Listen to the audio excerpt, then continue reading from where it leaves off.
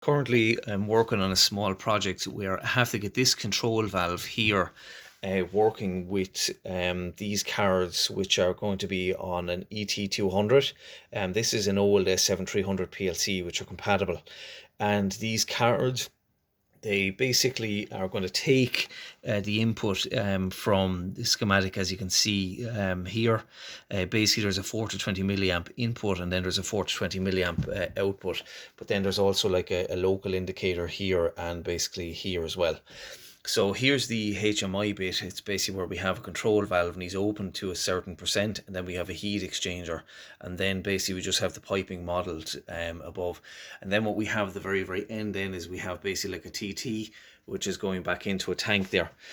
So I'm going to open up TIA, and I'm going to, as you can see here, what we have is something called an unscale block, and then we have another guy which is a scale block. And down here we have, this is a transmitter, and then basically we have a PT100.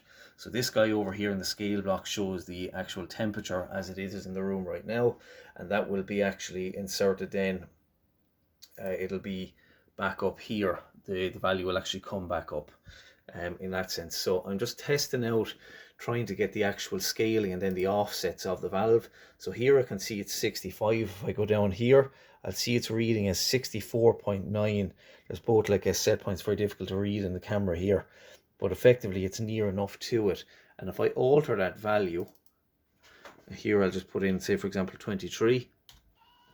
So I can see that this guy is actually, he's after closing there to a certain extent. And if I go back to my HMI,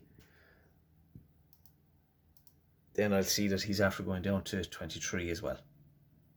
So this HMI is a C-sharp HMI, but it's just wiring up this particular valve, you know, and trying to get it going where I can actually have a loop with the PT100 to adjust it, you know, in real time.